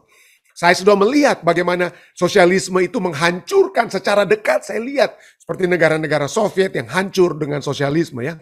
Sosialisme itu menurut Russell Moore itu didasarkan atas pandangan yang salah tentang the human nature, tentang keadaan manusia. Plus, lalu, dan tambahan lain dia katakan apa? It doesn't work. Ini tidak akan bisa jadi. Tidak akan bisa dipraktekkan. Lihatlah Kuba. Lihatlah Rusia. China sendiri dengan kata lain. China sendiri komunisme yang tadinya mempraktekkan sosialisme. Tapi sekarang coba lihat. Di China itu orang-orang, walaupun sistem marketnya itu apa? Mereka ideologinya sepertinya sosialisme atau komunisme yang lebih tinggi lagi daripada sosialisme. Tetapi mereka sudah market economy. Sudah kapitalisme. Ada orang-orang kaya yang apa? Dapat menghasilkan lebih banyak bagi dirinya sendiri, ya. Tetapi ini yang dia katakan, Russell Moore katakan, dia punya Twitter, dia tweet, ya. But support for socialism seems to be on the rise. Dia katakan banyak orang di Amerika ini sering menyokong sosialisme tersebut. So let's talk about it. Mari kita bicarakan hal tersebut. Bagaimana kita harus orang Kristen memikirkan tentang hal ini. Dia ajak kita untuk berpikir, tapi dia sudah katakan apa? I hate socialism. Saya membenci sosialisme. Lalu kemudian ada seorang pemimpin agama. Dia pernah 2 kali menjadi presiden daripada Southern Baptist, gereja. Ini General Conference-nya Southern Baptist yang begitu banyak pengikutnya. Dan dia sekarang ini juga adalah seorang Dia seorang pendeta di Prestonwood Baptist Church di Plano, Texas. Anggotanya pendeta Jack Graham ini 43.000 dan setiap hari Minggu minimal 17.000 orang hadir di gerejanya pendeta Jack Graham ini. Lalu apa yang dia katakan? No serious Christian can support socialism. Itu dia tweet ya. Tidak ada orang Kristen yang serius yang akan memberikan sokongan kepada sosialisme. Nah, ini menjadi dia katakan ini tidak ada yang mau support ya. Tetapi seperti yang dikatakan oleh Russell Moore, Dr. Russell Moore, ini sudah banyak orang Kristen yang yang sepertinya memberikan support. Ya, dan ini dibahas di majalah Kristen, Southern Baptist punya juga, atau Kristen juga namanya Christianity Today. Christianity Today membahas bahwa kita dapat melihat dalam sejarah di Amerika ada banyak pemimpin-pemimpin agama di Amerika yang pemimpin agama yang percaya Tuhan. Mereka bukan ateis seperti orang-orang ateis di Cuba atau di bekas Soviet dulu ya. Mereka percaya Tuhan, tetapi mereka memiliki tendensi untuk membantu orang-orang yang membantu orang-orang yang tertekan dan lain sebagainya. Dan dalam artikel ini ya, dia katakan ini lihat ini salah satu yang dinyatakan dalam artikel tersebut adalah satu buku yang ditulis oleh seorang yang bernama Vanessa Cook. Dia membicarakan tentang spiritual socialist. Bagaimana orang-orang yang di Amerika Serikat ini yang pemimpin-pemimpin agama, pendeta-pendeta, tetapi mengkhotbahkan atau berbicara tentang berbicara tentang membantu sesama ataupun mensponsori ya social justice, keadilan sosial, walaupun mereka itu para pemimpin para pemimpin agama seperti Martin Luther King, Martin Luther King Jr. dan kemudian dia sebutkan hal-hal lainnya. Itu yang ditulis dalam Vanessa Cook. Ya, jadi itu coba lihat, ini bukan suatu hal yang bertentangan. Dia bukan hal yang bertentangan untuk menjadi sosialis atau menjadi pemimpin seperti Martin Luther King, Dorothy Day, atau seperti Sherwood Eddy. Sherwood Eddy adalah seorang pendeta yang membuka YMCA dan lain sebagainya. Dan dia katakan ini bukankah ini adalah bukankah ini yang dianjurkan oleh Alkitab? Dan banyak pendeta-pendeta yang mengalir kepada sosialis ini ya. Mereka katakan lihat ini, lihat gereja-gereja perjanjian baru. Apa yang terjadi di sana kalau kita membaca Kisah Para Rasul 2, 44-46. Dikatakan apa? Dan semua orang yang telah menjadi percaya tetap bersatu. Dan segala kepunyaan mereka adalah kepunyaan bersama. Dan selalu ada dari mereka yang menjual harta miliknya, lalu membagi-bagikannya kepada semua orang sesuai dengan keperluan masing-masing. Dengan bertekun dan dengan sehati mereka berkumpul tiap-tiap hari dalam bait Allah. Mereka memecahkan roti di rumah masing-masing secara bergilir dan makan bersama-sama dengan gembira dan dengan tulus hati. Jadi poin pertama ya, saya akan lebih bahas nanti di akhir juga, saya akan singgung lagi ayat ini. Dikatakan pertama-tama sebelum mereka membagikan kepunyaan bersama, pertama mereka telah menjadi orang percaya. Ya, menjadi orang percaya. Dan segala kepunyaan mereka adalah kepunyaan bersama dan selalu ada dari mereka. Tapi coba lihat kalimat ini katakan ada dari mereka, artinya tidak semua. Tidak semua, tapi ada. Jadi ada dari mereka, tidak semua, tapi ada dari mereka yang menjual harta miliknya, lalu berbagi-bagikan bukan kepada semua orang, tetapi membagi-bagikan kepada orang yang memerlukan. Semua orang sesuai dengan keperluan masing-masing. Jadi dengan kata lain, ada orang yang tidak perlu untuk dibagi. Jadi poin pertama, mereka orang percaya. Ada yang mau bagi, ada yang tidak membagi. ada yang menerima bagian, ada yang tidak menerima apa? Bagian. Kenapa? Karena keperluannya apa? Berbeda-beda. Tetapi poin utama pada saat mereka berbagi, mereka apa? Pertama-tama mereka memiliki hati yang apa? Bertekun, ya. Bertekun dan apa? Mereka membagi-bagikan itu secara dengan gembira dan dengan hati yang tulus. Nah, mari kita simpan kata gembira dan hati yang tulus. Mari kita masuk. Apakah ini menyatakan bahwa sosialisme itu adalah ajaran Alkitab? Sosialisme dalam Alkitab. Nah, sebelumnya mari kita definisikan dulu sosialisme tersebut. Ya, menurut William Webster, ya, full definition daripada sosialisme. Saya cuma copy paste ini ya, apa yang Merriam Webster katakan atau apa ya, screenshot lah dengan kata lain ya. Dikatakan bahwa sosialisme adalah salah satu dari berbagai teori ekonomi dan politik yang menganjurkan kepemimpinan dan administrasi kolektif atau pemerintahan atas alat-alat produksi dan daripada apa? Distribusi daripada barang. Poin yang kedua, sosialisme adalah sistem masyarakat atau kelompok hidup yang mana tidak ada kepemilikan pribadi. No private property. Itu A-nya. B-nya, suatu sistem atau kondisi masyarakat yang alat-alat produksinya itu dimiliki dan dikuasai oleh negara. Jadi negara yang punya semuanya, Anda tidak punya suara. Anda tidak ada kepemilikan pribadi. Semua negara yang atur, negara yang apa? Negara yang sebarkan apa yang negara ambil. Dan poin yang ketiga, tahap masyarakat yang pertama kali mengemukakan tentang Marxisme ini adalah siapa ya?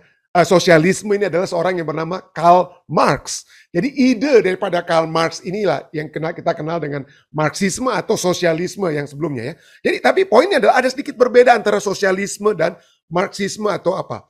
Marxisme apa itu ya? Jadi di sini dikatakan ya, poin yang ketiga bahwa sosialisme adalah satu tahap masyarakat dalam teori Marxis yang merupakan transisi antara kapitalisme seperti Amerika Serikat dan komunisme seperti dulunya apa? Seperti yang dulunya di Soviet Union atau di Cuba ya. Saat ini masih ada komunisnya, masih komunis ya di Kuba ya. Jadi antara kapitalisme bebas sebebas-bebasnya, setiap individu bebas mau bikin apa saja, atau komunisme. Komunisme itu segala sesuatunya itu 100% diatur oleh pemerintah. Jadi distribusi barang, upah itu apa? Sesuai ya. Upah itu semua sama, tidak ada perbedaan satu orang dengan orang yang lain. Itulah kurang lebih sosialisme tersebut. Nah, kalau ini pemahaman sosialisme seperti arti yang seperti ini, bahwa sosialisme itu berdasarkan ide Marxis daripada Karl Marx, di mana di dalam dunia ini tidak ada yang apa ya, tidak ada yang harus berbeda, semuanya sama, semuanya sama. Tidak boleh ada apa pemilik usaha atau pemilik perusahaan dan pekerja di perusahaan. Bagi Karl Marx tidak boleh ada dua kelompok, tidak boleh ada kaum borjuis ya dan apa? Pekerja, tidak boleh ada. Tidak boleh ada. Jadi tapi ada masalahnya. Tidak ada masalahnya dengan Marxisme di sini ya. Bahwa penekanan terhadap kepemilikan bersama, tidak ada kepemilikan pribadi ini apa ya? Ini terus terang saja saudara, ini bertentangan dengan apa? Bertentangan dengan ajaran Alkitab. Alkitab tidak mengajarkan bahwa milik saya adalah milik Anda. Alkitab tidak mengajarkan bahwa apa yang saya miliki di rumah saya Anda bebas untuk apa? Untuk ambil. Alkitab membedakan mana milik Anda mana milik saya. Itulah sebabnya Alkitab katakan jangan kamu apa? Jangan kamu mencuri. Atau bahkan ini hukum 10 katakan bahkan apa? Jangan kamu mengingini barang milik sesamamu. Artinya ada barang milik saya, ada barang milik Anda. Jangan kita saling mengingini. Masing-masing kita memiliki apa? Barang kita masing-masing. Kalau sampai tidak ada perbedaan kepemilikan antara barang milik Anda, barang milik saya, maka tidak perlu Alkitab mengajarkan jangan mencuri atau jangan mengingini. Ya, Alkitab mengatakan apa? Masing-masing kita memiliki barang kita masing-masing. Alkitab bahkan mengatakan ada apa? Ada kaum, ada hamba-hamba dan ada tuan-tuan. Alkitab katakan itu apa? Tapi Alkitab mengatur hubungan antara kedua apa ya? Kedua kelompok tersebut ya. Ya, tidak ada semuanya disamaratakan antara pemilik bisnis atau pekerja ya. Seperti yang dikatakan oleh Karl Marx, wah kita tidak boleh ada kaum borjuis atau kaum proletariat yang pekerja dan borjuis ya. Tidak boleh ada. Tetapi Alkitab katakan ini adalah bagian daripada kehidupan manusia. Ada orang yang apa? Yang menjadi pemilik bisnis. Ada orang yang menjadi pekerja. Ada yang pemilik ladang. Ada yang bekerja di ladang. Ya. Jadi tidak akan pernah ada apa? Tidak akan pernah dikatakan semua barang itu milik bersama. Jadi poin berikutnya, ya ini menjadi masalah dengan Marxisme. Yaitu penekanan terhadap tanggung jawab kolektif. Tidak ada tanggung jawab pribadi. Ya, kita masing-masing semua apa? Tanggung jawab mari kita laksanakan bersama-sama. Tidak ada. Ya, kalau kita satu grup bikin masalah, ya itu grup semua itu yang bermasalah dengan kata lain. Tidak ada mungkin hanya satu orang yang bersalah di dalamnya. Tetapi Alkitab katakan masing-masing kita harus memiliki tanggung jawab pribadi. Ya, kalau di gereja atau di tempat kita, di perusahaan, ya dalam kelompok, di line of di tempat kita bekerja, di line kita dengan kata lain. Ada orang yang tidak menjalankan tugasnya tanggung jawab, maka dia dapat merusak produksi di line yang berikutnya, dan dia harus dipersalahkan. Jadi jangan persalahkan semua orang. Tidak bisa seseorang itu bersembunyi di balik tanggung jawab bersama dong. Ya kita sama-sama bersalah kita semua, tidak bisa ya. Masing-masing harus menanggung masalahnya sendiri dengan kata lain ya. Ajaran Alkitab dikatakan apa? Bahkan 2 Tesalonika 3 ayat 10 katakan apa? Jika seorang tidak mau bekerja atau lalai atau tidak mau buat dia punya tanggung jawab, janganlah ia makan. Jangan kasih makan dia. Ya. Kalau sampai malas-malasan, ya belajar dari Firman Tuhan mengajak kita memiliki tanggung jawab pribadi. Belajar masing-masing kita belajar seperti semut. Kenapa? Semut betul mereka bekerja bersama-sama, tetapi secara individu semut-semut itu bergerak. Nggak ada satu semut yang cuma diam-diam begitu saja. Tidak. Nggak ada saya pernah lihat semut yang cuma malas-malasan. Semua bekerja. Ya, karena masing-masing melakukan tanggung jawab mereka secara pribadi. Jadi kalau kita menyatakan tanggung jawab itu hanya secara kolektif, bukan secara pribadi, maka ajaran ini menjadi tidak berarti atau berguna. Ajaran dari 2 Tesalonika 3 ayat 10, jika segala sesuatunya itu kita tanggung kita tanggung pribadi. Jadi kita memiliki tanggung jawab pribadi, saudara-saudara ya. Kita tidak bisa berlindung di balik di balik kelompok seperti ajaran Marxisme ya, dengan kata lain ya. Alkitab sendiri jelas. Galatia 6 ayat 4 sampai 5 katakan apa? Baiklah tiap-tiap orang menguji pekerjaannya sendiri. Ya. Baiklah tiap-tiap orang, tidak semuanya, tidak bersama-sama. Tapi tiap-tiap orang menguji pekerjaannya sendiri. Maka ia boleh bermegah. Bahasa Inggrisnya bersukacita, rejoicing. Maka ia boleh bersukacita melihat keadaannya sendiri. Dan bukan melihat keadaan orang lain. Ya, jadi pada saat kita melihat pekerjaan kita, maka kita bisa oh terima kasih Tuhan, kita bersyukur ya. Kita bisa melakukan yang terbaik. Dan ayat 5 katakan apa? Sebab tiap-tiap orang akan memikul tanggungannya memikul tanggungannya sendiri. Dengan kata lain tentu saja dalam situasi-situasi tertentu, makanya waktu lalu kita sudah pernah bahas tentang ini ya. Ada hal-hal yang dikatakan Ada hal-hal yang usaha-usaha harian yang kita harus lakukan masing-masing. Kita sendiri akan lakukan untuk makan di meja makan kita, untuk tempat apartemen kita. Tetapi kalau misalnya tiba-tiba ada musibah, ya ada kematian, nah disitulah kita saling membantu atau kolektor dengan kata lain ya, kita koleksi. Kenapa? Karena tiba-tiba ada ada beban yang berat yang tidak dapat ditanggung oleh orang itu secara pribadi. Tetapi di sini pada saat kita bekerja untuk harian, untuk kebutuhan sehari-hari kita, biarlah tiap-tiap orang itu dikatakan Firman Tuhan katakan memikul tanggungannya sendiri. Ya. Jadi kalau demikian, apa yang harus kita lanjutnya dapat kita lihat? Ini yang Tuhan berikan. Matius 25 ayat 15 berbicara tentang perumpamaan talenta. Ya, Tuhan tidak memberikan tanggung jawab itu tidak sama semuanya. Masing-masing ada tanggung jawabnya masing-masing. Semuanya tidak harus sama dan semuanya tidak harus melakukan bersamaan tanggung jawab tersebut. Tidak. Dalam perumpamaan tentang talenta tersebut, kepada 5 orang kepada seseorang diberikan 5 talenta, orang yang lainnya 2 talenta, yang lainnya lagi 1 talenta masing-masing menurut kesanggupannya. Lalu Tuhan itu berangkat. Lalu yang 1 orang yang memiliki 5 talenta, dia kerjakan 5 talenta tersebut. Dia tidak kerjakan 5 tambah 2 tambah 1 milik temannya. Tidak. Dia kerjakan yang menjadi miliknya sendiri. Tanggung jawabnya sendiri, itu yang dia kerjakan. Lalu yang 2 dia lipat gandakan yang 2 yang dia miliki. Lalu yang 1 ini ya dia simpan tanggung jawabnya.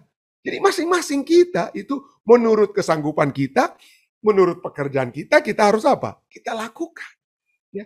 Jadi masing-masing berbeda. Masing-masing kita memiliki tanggung jawab pribadi. Nah, apa yang sama? Yang sama yang harus kita miliki adalah bahwa segala sesuatu yang kita kerjakan, apakah saya bekerja sebagai seorang pendeta, apakah Anda bekerja sebagai seorang manajer di perusahaan atau supervisor di tempat bekerja, atau orang yang berada di bawah supervisor tersebut, siapapun Anda, hal yang sama yang Alkitab ajarkan adalah segala sesuatu, Pengkhotbah 9 ayat 10 katakan segala sesuatu yang dijumpai tanganmu untuk dikerjakan. Hai pendeta Rantung, Anda sebagai pendeta. Hai saudara, ini Anda sebagai supervisor. Hai saudari B, Anda yang di bawah supervisor tersebut. Apa yang dijumpai tanganmu untuk dikerjakan, kerjakanlah itu sekuat Kerjakanlah itu sekuat tenaga. Itu yang samanya itu bukan tanggung jawab itu. Yang manajer itu akan membuat pekerjaannya si supervisor atau supervisor itu yang buat harus buat yang di bawahannya. Tidak, masing-masing bekerja dengan sekuat sekuat tenaga. Kolose 3 ayat 23 katakan apapun juga yang kamu perbuat, apapun juga yang kamu perbuat, bukan sama-sama tidak, tapi berbuatlah dengan segenap hatimu seperti untuk Tuhan dan bukan untuk manusia. Jadi ini poin pertama, penting sekali saudara. Pertama adalah kita memiliki tanggung jawab pribadi. Itu poin pertama. Kita memiliki tanggung jawab karena masing-masing kita diberikan sesuatu untuk kita kerjakan dengan kesanggupan kita sendiri, untuk kita lakukan dengan sekuat tenaga kita sendiri. Bekerja keras. Ya. Yang kedua, kita sudah bahas. Lihat ini judulnya tanggung jawab pribadi. Poin kedua adalah bukan lagi tanggung jawab pribadi, tetapi tanggung jawab berbagi. Ya. Tanggung jawab berbagi. Efesus 4 ayat 28 dikatakan mari kita bekerja keras, dengan kata lainnya. Jangan mencuri. Dikatakan Efesus 4 ayat 28. Orang yang mencuri, janganlah ia mencuri lagi. Jangan. Tetapi baiklah ia bekerja keras dan melakukan pekerjaan yang baik dengan tangannya sendiri. Jadi jangan sampai colong kiri kanan, korupsi kiri kanan dan lain sebagainya. Tapi bekerja. Bekerja seperti untuk Tuhan. Apa yang dikerjakan dengan tanganmu, kerjakan dengan sekuat tenaga ya. Bekerjalah keras dan melakukan pekerjaan baik dengan tangannya sendiri. Supaya apa? Supaya dia hanya dapat menghabiskan hanya untuk dirinya sendiri bersenang-senang. Tentu saja Alkitab tidak melarang. Kalau Anda baca kitab Pengkhotbah, dikatakan hasil tanganmu itu dapat Anda gunakan untuk apa? Membeli keperluan kita ya. Untuk apa? Kebutuhan kita dan lain sebagainya. Tetapi pada saat yang bersamaan kita juga apa? Memiliki tanggung jawab berbagi dengan bekerja keras kita. Dikatakan apa? Melakukan pekerjaan yang baik dengan tangannya sendiri supaya ia dapat membagikan sesuatu kepada orang yang berkekurangan. Bukan dikatakan supaya ia dapat membagikan semuanya untuk orang lain. Kenapa? Seperti saya katakan tadi, ada yang dapat kita lakukan untuk kita dan keluarga kita tentu saja. Tetapi kita memiliki juga tanggung jawab, ada porsinya, sesuatunya untuk dibagikan kepada orang yang apa? Kepada orang yang berkekurangan. Jadi kita memiliki tanggung jawab sebagai makhluk sosial untuk apa? Bersosialisasi, dengan kata lain, membagikan sesuatu yang dapat kita berikan kepada orang yang berkekurangan. Ya, ini prinsip Alkitab. Kita memiliki tanggung jawab pribadi untuk bekerja, tetapi kita juga memiliki tanggung jawab untuk berbagi, membagikan sesuatu kepada orang yang berkekurangan. Tidak heran Poinnya, bagaimana ya kita membedakan ini tanggung jawab berbagi ini. Kalau begitu pendeta ini kan seperti sosialisme ini. Ini yang membedakan antara Alkitab, ya ajaran Alkitab untuk berbagi dengan masalahnya dengan sosialisme. Apa itu? Masalahnya dengan sosialisme itu melanggar juga hukum Tuhan, yang bukan hukum Tuhan, firman Tuhan yang dinyatakan dalam 2 Korintus 9 ayat 7. Apa dikatakan di sana dalam 2 Korintus 9 ayat 7? Hendaklah masing-masing, hendaklah setiap orang yang bekerja keras, yang dapat membagikan sesuatu kepada orang yang berkekurangan, hendaklah orang tersebut memberikan menurut kerelaan hatinya. Jangan dengan sedih hati atau karena paksaan, karena pemerintah kasih apa 100% pajaknya. Wah itu kan rame kalau sampai pajaknya itu sampai membuat kita apa? Sedih hati, terpaksa.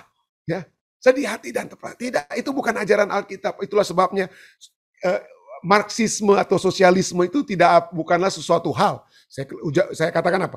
Itu bukanlah ajaran Alkitab. Ya, ajaran Alkitab betul kita berbagi. Tapi pada saat kita berbagi, baiklah kita memberikan menurut kerelaan hati kita. 2 Korintus 9 ayat 7. Jangan dengan sedih hati atau karena paksaan, karena pemerintah paksa kita untuk berbagi. Ya, tapi katakan apa? Sebab Allah mengasihi orang yang memberi dengan sukacita. Dan inilah yang dipraktekkan. Inilah yang dipraktekkan oleh gereja mula-mula. Mereka yang telah menjadi percaya, mereka percaya Yesus yang apa? Yesus yang telah menyatukan mereka. Telah menyatukan mereka kepercayaan terhadap Yesus. Dan sekarang mereka apa? Berbagi dari apa? Ada yang menjual harta milik mereka. Dan membagikan kepada orang dengan sesuai keperluan mereka masing-masing. Dan mereka memberikan itu dengan hati yang gembira dan hati yang tulus. Dan hari Sabat juga adalah satu peringatan. Hari Sabat adalah satu peringatan.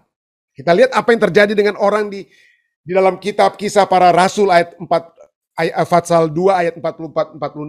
Mereka adalah orang-orang percaya. Orang-orang percaya yang apa? Yang berbagi. Ya. Kenapa? Karena mereka percaya dengan apa yang Tuhan kehendaki dalam kehidupan mereka. Apa yang Tuhan kehendaki adalah bahwa mereka pada saat mereka menghadap Tuhan, mereka semua adalah sama di hadapan Tuhan. Tuhan tidak melihat, "Woi Petrus, kamu yang jadi pemimpinnya daripada yang lainnya. Petrus lebih tinggi daripada yang lainnya." Di mata Tuhan tidak ada satu yang lebih tinggi daripada yang lainnya. Kenapa? Bagi pencipta kita, kita semua hanyalah ciptaan. Dan pada saat hari Sabat diberikan, hari Sabat menyatakan siapapun Anda, entah Anda adalah seorang tuan, atau Anda seorang hamba laki-laki atau hamba perempuan, kita di mata Tuhan, pada hari Sabat kita berhenti dari bekerja untuk beribadah kepadanya. Dan ditekankan, bahkan lebih tekan lagi, Ulangan 5:14 katakan apa?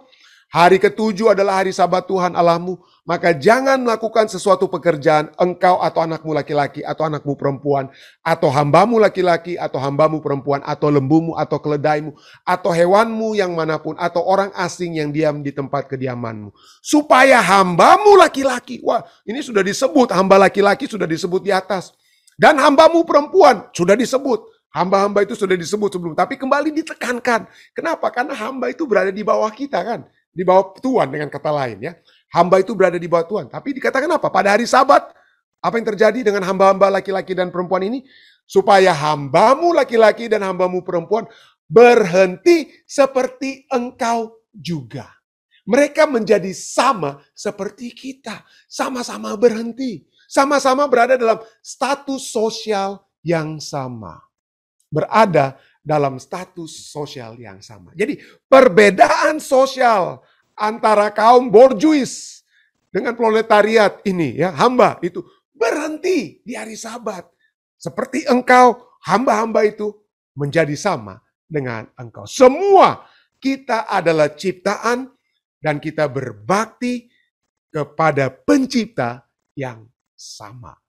Tidak ada yang lebih. Ya, tidak ada yang lebih dilebih-lebihkan pada saat kita masuk ke hari Sabat. Tidak ada yang lebih diagungkan daripada satu dengan yang lain. Kita semua adalah umat-umat yang sedang berbakti. Berbakti kepada pencipta kita. Dan kita hanyalah ciptaan. Itulah sebabnya sangat penting. Ya, sangat penting kita bisa melihat bagaimana hari Sabat itu telah menjadi satu sarana di mana kita dapat bersama-sama melihat keberadaan kita yang sesungguhnya. Orang yang berdosa, orang yang telah menerima kasih karunia Kristus, yang telah diselamatkan. Dan pada saat yang bersamaan kita bersama-sama berbakti kepada Tuhan. Kiranya tambahan pelajaran ini dapat menjadi satu kekuatan bagi kita semua untuk memperhatikan orang lain, khususnya pada saat kita masuk pada hari Sabat. Saya bawa ini dalam nama Yesus. Amin.